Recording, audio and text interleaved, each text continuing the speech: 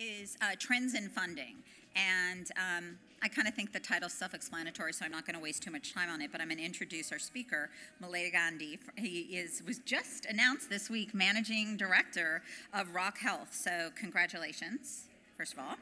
And fun fact about Malay, can I ask everyone to settle outside there? Thanks. Malay debated and lost at the Oxford Union, the world's highest forum for public speaking, or public debating, excuse me. Probably speaking was involved too, right?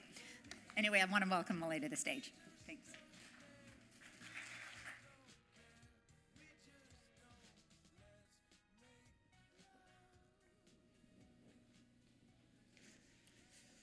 So before I get started, maybe I can just ask a quick polling of the audience here. How many folks here are investors?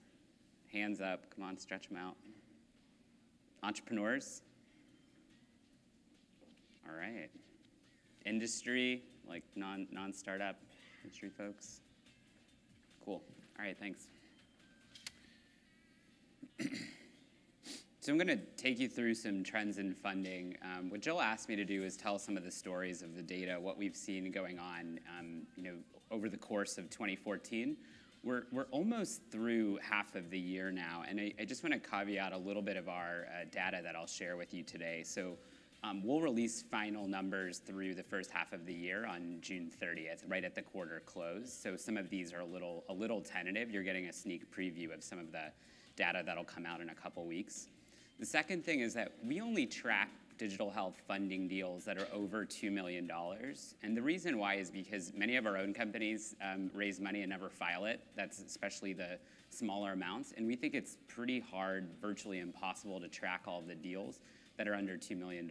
So there's definitely more money in this space. We just aren't able to track it. So we're really looking at venture financing above $2 million. And then the last point is what digital health is and is not. I think there's a lot of debate out there today of what is digital health. And I was sitting on a panel a couple months ago, and the other panelists looked at me and said, well, isn't it whatever Rock Health says it is this month? And so I was amused by that sentiment, but we don't own the definition of digital health. I think our perspective is very broad. It's the intersection of healthcare and technology, and I think everybody in this room knows how big both of those areas are, and you end up with a lot of things at that intersection point. So just some caveats today before I get into the data. So this is it. This is the big picture. Top line, digital health funding. I can tell you today, very confidently, before the end of the second quarter, we have now surpassed all the funding we saw last year. So we were going through the numbers last night, and I looked at it, I was surprised. We weren't there even a month ago, but last night we went in and fixed, kind of finalized some of the numbers, and we're above $2 billion in funding, and we're not even through the first half of 2014. So this is staggering to us. Everything looked like it was on a pretty good trajectory at the first quarter. About $700 million was in, and at that time we said, we're pretty confident it'll be a record-breaking year. Now there's no need for predictions. It really already is a record-breaking year. And I think it's important to understand what a contrast this is to just 3 years ago. So when Rock Health was founded in 2011, companies, some of the biggest issues were getting access to funding. Nobody knew what digital health was. Nobody was funding healthcare companies. So the money doubled from 2011 to 2013, and here we're on track to maybe see another doubling. There's a lot of underlying themes here, I would say. There's too many for me to get into. What we do understand is that the shifts are pretty broad at this point. So you have a lot of macro factors related to policy and healthcare reform, and there's micro factors too in basic things like material science and microfluidics. You might think those things aren't important, but they are in certain categories, and they're driving investment dollars into this space. And we see that within the industry. It's not been 5-6 months of this year, and I've already spent time with all 7 of the top 7 national health insurers and 5 of the top 6 global pharma companies talking about digital health this year. Everybody is interested. My colleague Teresa, who's here, and I were meeting with an early stage company. It's still a privately financed company. They came into our office and told us they had just signed a $250 million contract with a national health insurance company. And so the money is there, the shift is there, the industry is really moving, and we're seeing it on both the macro and micro side. So everything is driving for technology to take over healthcare. And we see this as sort of a necessary shift. I'm sure many of you are familiar with the policy and sort of the economics of this, but to recap, healthcare is probably the last sector, especially one that's $3 trillion in size, that hasn't been fundamentally altered by technology. We have incredibly high labor costs, they're about 70% of the spend, and yet labor productivity has declined by 0.6% per year for the last 20 years. There's no other sector in our economy that looks this way, and so it's time, technology's time is here to help make healthcare more efficient. And I think that's why we have another record year of funding. When you look at venture funding overall, digital health is outpacing it dramatically. So the dark green bars here are quarter 1 of this year versus quarter 1 of last year. And then the non-filled in bars are 2013 compared to 2012. So the year-over-year growth. And if you look at digital health, it's consistently outpacing venture overall, but even, perhaps more surprisingly, software financing overall as well. Medical devices, I'm very confident this year medical device investment will fall below digital health investment on an aggregate dollars basis. And I'm not talking about growth. In total funding, digital health will have more dollars in than medical devices this year. I think the other thing to keep in mind is through the first quarter, we have sort of record venture funding. And so I think this question comes up pretty much anytime we start talking about, we'll look at all the money in the space, which is there a bubble? And so I'll give you two points here. One, I think context is always important. I wasn't out here in Silicon Valley when, 15 years ago during the first sort of bubble, but I think it's so important to look at the order of magnitude we're discussing here. So look where we were in the 2000s and look where we are today in terms of venture funding. We are nowhere close to what the situation was like 15 years ago. The asset class is shrinking overall.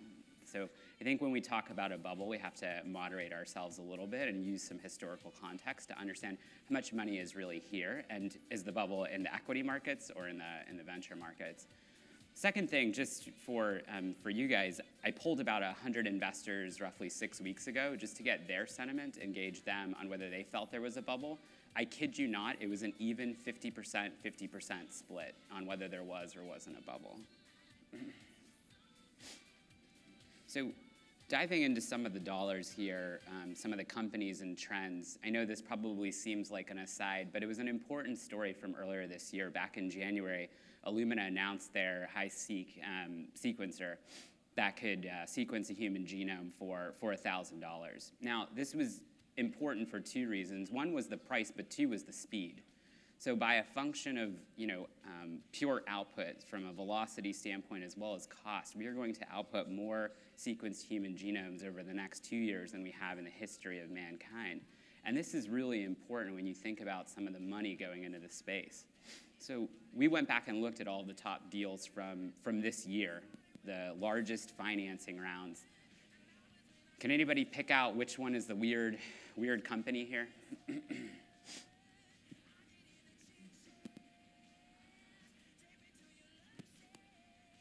Is the text too small? I apologize.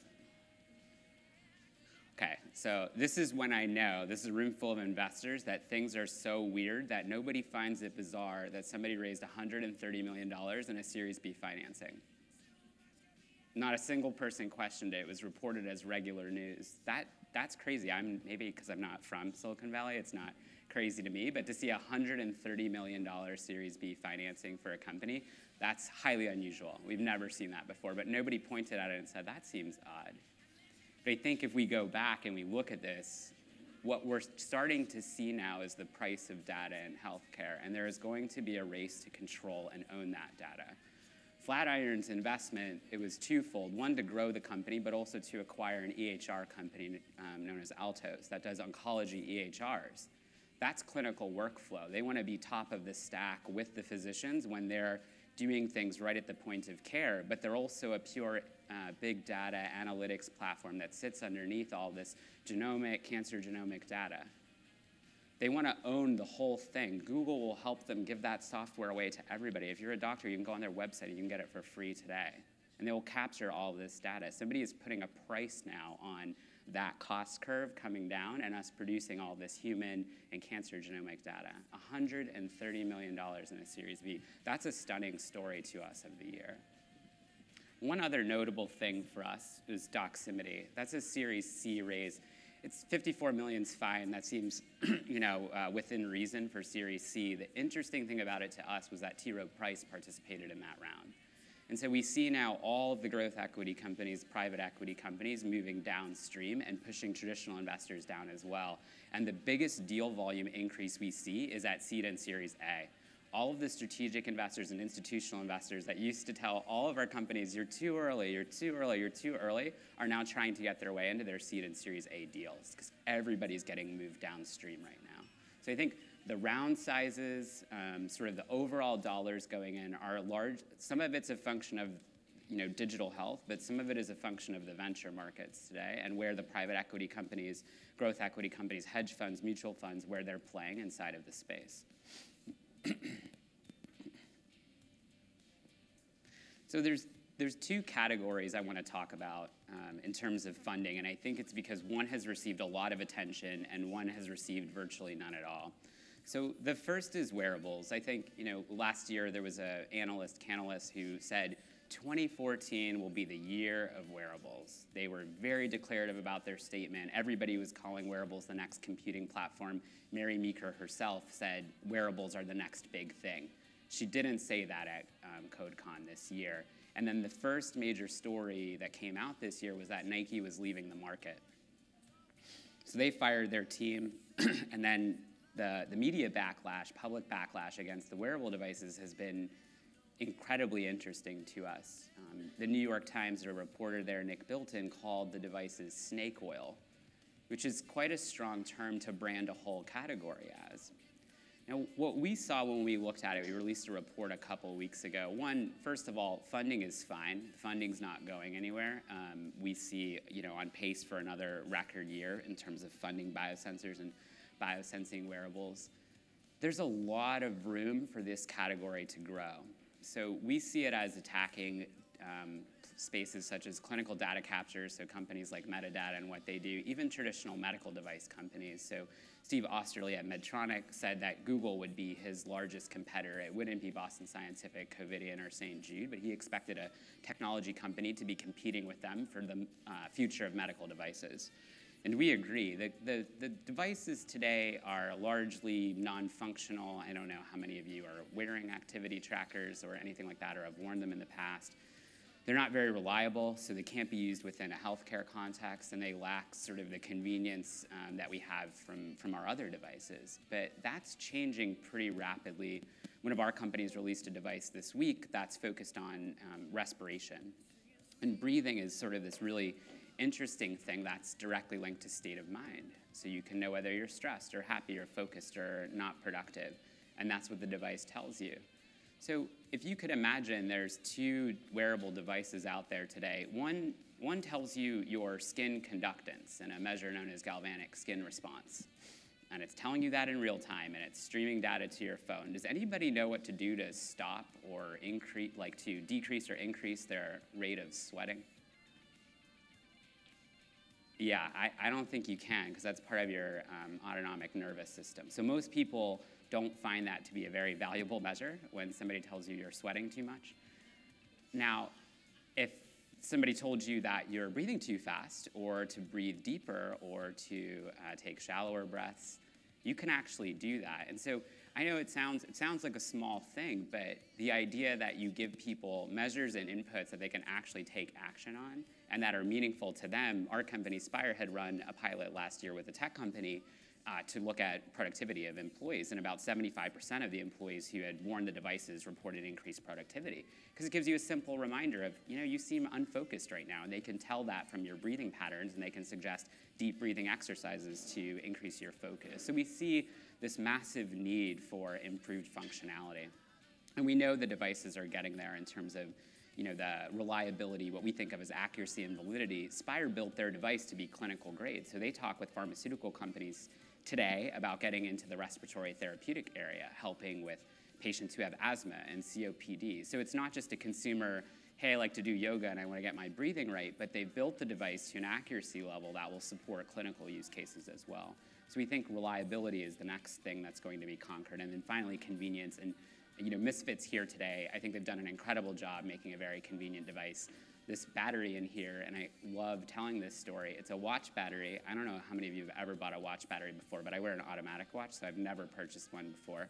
And the app was notifying me every day, hey, your battery's running out, dummy. Go get a new one. If you want to keep your data, go get a new battery. And I ignored it. I ignored it, and I ignored it, and I just assumed one day my Misfit Shine was going to die, and I was going to put it in the drawer with my Fitbit and my Jawbone and my Nike Fuel Band with the rest of my devices. And they sent me an email, and they said, hey guy, just log onto this website, give us your information, and we'll send you a new battery. And sure enough, the next day in the mail came 2 batteries and a thing to pop the cover open. So I popped the new battery in, and I haven't charged my device again. And so there's something to that of making things really extraordinarily convenient for consumers. Charging, syncing, some of the out-of-box experiences are really bad. People don't know how to use the devices. So there's a long way to go there. But if we really start to look at this space and think about that, if we have highly functional devices measuring novel aspects of physiology, measuring it reliably and accurately, right? So now I have a continuous physiological measure that has clinical meaningfulness, and I do it conveniently in a form factor people like. They don't have to charge, they don't have to spend time on, they don't have to think about the syncing and the apps and everything else. You're going to see really powerful devices emerge that capture large markets in the future. They're going to be very focused. You'll know them when the marketing hits you in the face and you say, oh, I understand that. If you keep reading marketing that says, here's a tool to help motivate your life, or here's a tool that you should live with every day, probably not going to see great adoption. But when we start seeing things that talk about how they really improve people's lives, then we're going to grow the adoption beyond sort of this 2% early adopter where we're at today. So our bottom line on this is funding is growing. That's what I was asked to come here and talk about, but I think it's growing because this category is not going anywhere. So one that's growing really, really fast, it's under the radar because the dollars aren't that big. You'll see about 60 million has come in this year so far, over around 30 million last year, is a category we call digital therapies. So what we're seeing now with a lot of our companies at Rock Health is they're getting through their early clinical trials. Now, these are software-based companies. Maybe they use a little bit of commodity hardware, but the goal was always to take software, deliver a new experience to consumers, patients, users, employees, members, whatever you want to call them, and capture that clinical outcome. So run a real, rigorous clinical trial, randomized, controlled, whatever you need to, and demonstrate that you can deliver a clinical outcome. And now some of our early companies are getting their results out there. They're publishing papers, and what we see is the companies look exactly like drug companies. So they run a trial. The first one isn't safety like you would with drugs. Anybody want to guess what it is, the first trial? You can't give a drug to anybody if it's not safe. You would never do that. You can't use any of these mobile apps or whatever they are, any of these digital therapies, unless they engage consumers. So the first trial is just one of engagement. Can you get somebody into this thing every single day? And just use Facebook or Twitter or whatever you use every single day as your bar for, is this app good enough? You open that stuff on your phone every day. These things, these pieces of software have to get to that level of engagement. So that's the first thing. And then they prove the clinical outcome, just like a drug would.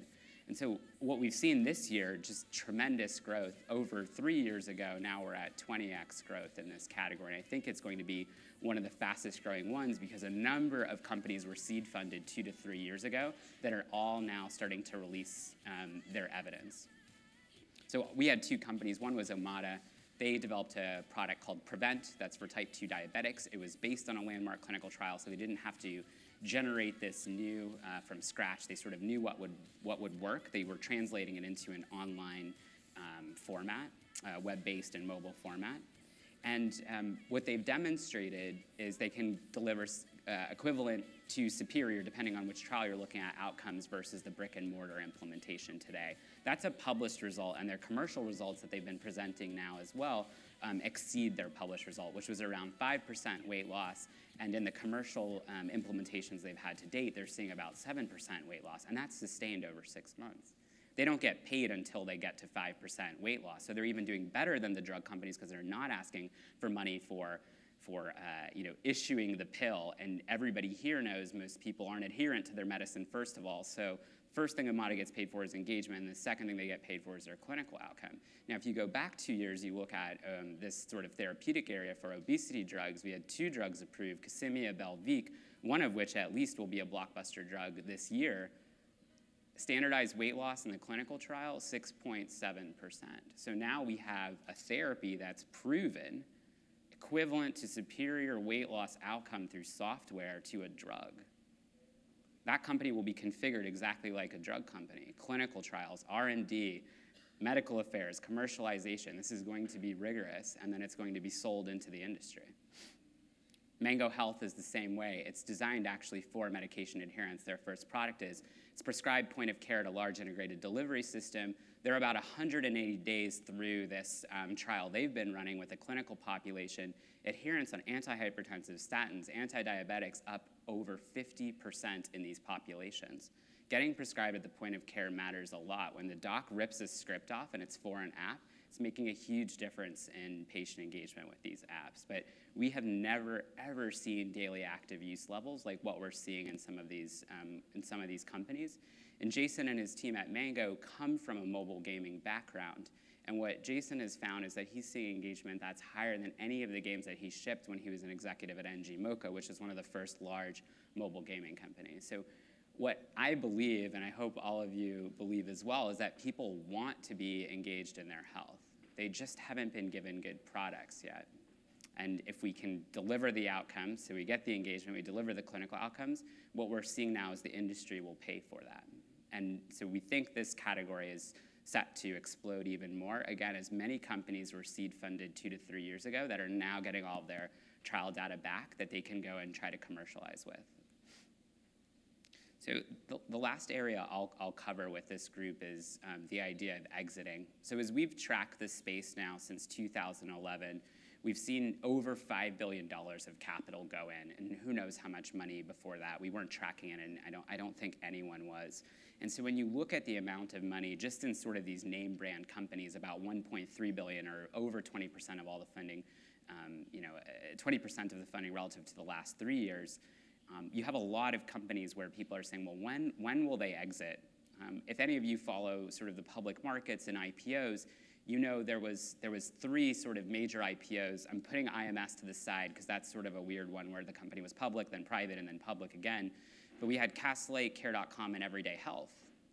Castlelake is down below its offering price, so big first day pop, and then a slide back down to maybe what some would consider a reasonable valuation, but now below the offering price. Same story for Care.com, well below its offering price now. Everyday Health is up a bit, but overall, the public markets haven't fared well for digital health IPOs this year. For us at Rock Health, this is important because we need, for lack of a better term, a virtuous cycle of exits. We have it in tech. There's the so-called PayPal mafia and so many others where great entrepreneurs have built companies, sold them or exited them, and reinvested all that capital into early stage companies through angel investing. I shouldn't say all that capital. A good chunk of some of that capital has been reinvested into tech companies. We see a whole lack of angel investors in the digital health space. So we think it's important for the ecosystem, of course, to have some of that capital flow back, not just to the investors that put the money into the companies, which will expect these returns to come through, but also back to entrepreneurs and earlier stage companies. For fun, we again polled about 100 investors 6 weeks ago at the Fenwick Investor Summit just to see what their sentiment was on which companies were most likely to go, which company would be most likely to go public next. And then we also asked our readers of the Rock Weekly, so that goes out to about 25 or 30,000 people each week. And so the interesting thing is there's agreement that Practice Fusion should be the next company to IPO amongst sort of the investors, which we think of as the sophisticated in the know people, and then the readers, which are more common people out there who don't know everything that's going on. They generally go on Practice Fusion. The only other interesting point of data from this is how consumers, as I think of them, the people who are our readers, tend to align themselves with consumer brands. So if you look at the ones they rate the highest, which are the dark green bars, they tend to be brands they probably have heard of, like ZocDoc or Fitbit or 23andMe. The point to me of this is that people want to see iconic healthcare companies. There was a discussion with Dan and Joe earlier about this of what do consumers really expect from healthcare? And we think this is probably the largest opportunity in the space today that probably, I don't know, maybe one or two of you at most on your home screen have like a health app or something that you visit every day on the internet or the web. There isn't this iconic consumer healthcare company in the technology space, and I think that's what people expect to see, and that's the brands they're going to align themselves with. So with that, that's all I had today. Thank you.